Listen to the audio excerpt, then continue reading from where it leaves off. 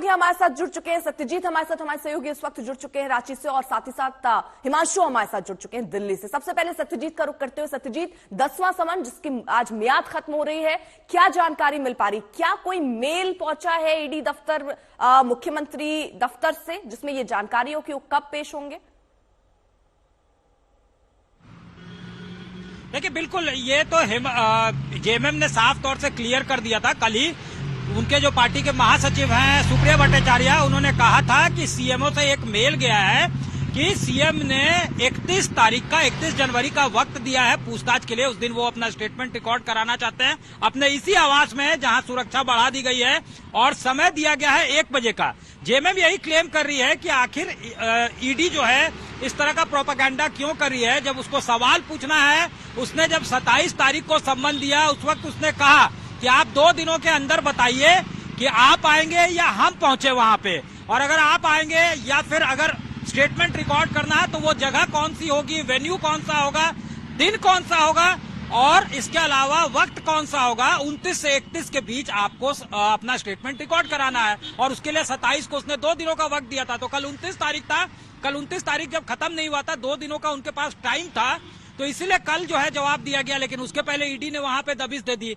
लेकिन बड़ी बात यह है कि आखिर मुख्यमंत्री जब वहां पे दिल्ली आवास में शांति निकेतन में बताया जाता है कि जब 1 बजे तक थे, तो आखिर वो किस अनडिस्क्लोज्ड लोकेशन पे चले गए, इसको लेकर अब बीजेपी एक बड़ा अटैक जो है लॉन्च कर चुका है।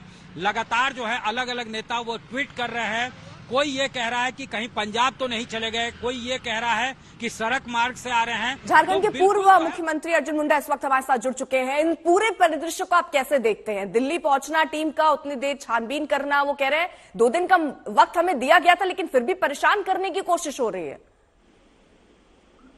देखिए, ऐसा है कि पिछले कई महीनों से यह विषय चल रहा है, और कई बार उनको सूचना दी गई है कि वो पूछताछ करना चाहते हैं, जानकारी लेना चाहते हैं। इसके बावजूद लगातार उसको टालने की कोशिश हुई, और वो ईडी के समक्ष अपनी बातों को नहीं रखे। ईडी चाहती है कि उनकी बातों को दर्ज किया जाए, तो इससे उन्हें भागना नहीं चाहिए, उससे घबराना नहीं चाहिए। उसको जो भी वस्तु स्थिति है उसकी जानकारी देनी चाहिए। यदि उनको कोई गिल्टी नहीं है, किसी तरह की गलती नहीं है, तो उससे भागने की आवश्यकता नहीं है। पर यदि इस तरह की स्थिति हो रही है, तो इसमें तो कई तरह के सवाल पैदा होते हैं कि भाई आखिर क्यों? राज्य के मुख्यमंत्री है, जनता ने उन्हें सेवा करने के लिए, विकास के लिए ढूंढा, निजी विकास में व्यस्त रहने के लिए नहीं ढूंढा है, नहीं चुना है, बल्कि राज्य के विकास के लिए। तो यदि इस तरह का विषय है, तो एक संस्था के बारे में इस तरह का व्यवहार उनका नहीं होना चाहिए। ये तो उचित नहीं है। और जो बातें सामने आ रही है, सीएम आवास की तरफ से बकायदा एक मेल चला गया है। वो यही कह रहे हैं कि जब मेल पहुंच चुका, जानकारी दे दी गई, 2 दिन की मोहलत से पहले ईडी की टीम पहुंच जाती है, एक माहौल बना रही है, उनको भगौड़ा घोषित किया जा रहा है। नहीं, देखिए, इसके पहले तो कई समन और कई सूचना नोटिस दिया गया है कि वो इन सारे चीजों में समय बताए, और वो सारे चीजों में ईडी के सामने अपनी बातों को रखे। लेकिन कई बार वो तो टालते रहे। लगभग 8, 9, 10 से ज्यादा उनको सूचना दी गई है कि वो आए। ठीक है, हमारे सहयोगी सत्यजीत हैं, वो भी कुछ सवाल आपसे रखना चाहते हैं। सत्यजीत,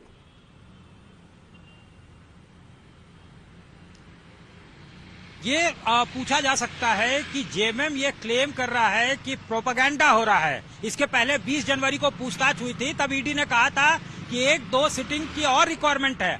हर सम्मन को रिस्पॉन्ड किया गया है, बताया गया है अपने कार्यक्रम को। जैसे इस बार ये कार्यक्रम कहा गया था कि उनका 1 फरवरी और 2 फरवरी को जो है पार्टी का फाउंडेशन डे है। इसके बाद वो व्यस्त हैं बजट सेशन को लेकर। ये तमाम बातें इनके तरफ से कही गई थी, और उसके बाद जो है 20 जनवरी को उत्तर भी दिया गया था।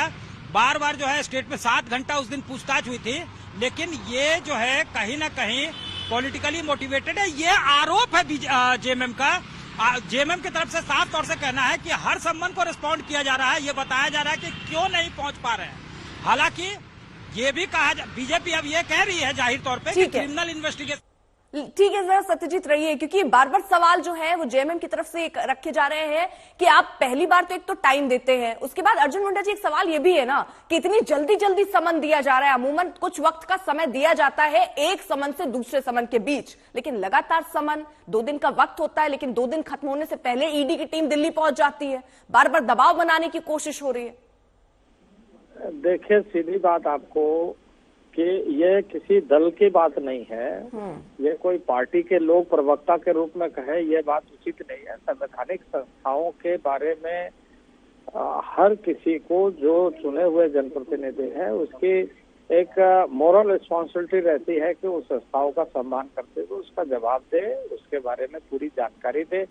ये जनता को भी और संस्थाओं को भी, जनता के बीच में भी उसकी क्रेडिबिलिटी इसी बात पर है कि वो अपनी बातों को सही ढंग से रखे और इसका सम्मान करे कि भाई कोई भी इस तरह की बातें आती है तो उसके लिए हम तैयार हैं। पर लगातार कई बार मीडिया में ही आई है, कई बार लगातार आई है। वो कभी हाईकोर्ट में गए, हाईकोर्ट ने उनको कहा कि आप जाइए ईडी के सामने, सुप्रीम कोर्ट आए, उन्होंने कहा कि आप जाइए ईडी के सामने। तो इसके बावजूद वो आने में क्यों कतरा रहे? उनको आना चाहिए। जी, बहुत बहुत शुक्रिया अर्जुन मुंडा जी हमारे साथ जुड़ने के लिए। तो केंद्रीय मंत्री जिन्होंने बताया कि क्यों आखिरकार मुख्यमंत्री बच रहे हैं, उनकी जवाबदेही बनती है, जिम्मेदारी बनती है, जांच एजेंसियां अपना काम कर रही हैं, मुख्यमंत्री को भी सामने आकर अपने बयान को दर्ज करवाना चाहिए। लेकिन हालांकि आपको बता दें, इससे पहले उनसे पूछताछ हुई थी 7 घंटे की लंबी, और उसके बाद भी ये जानकारी मिल रही थी कि आगे समन जारी हो सकता है, उनसे पूछताछ हो सकती है, लेकिन अभी वो कहां है ये जानकारी नहीं है।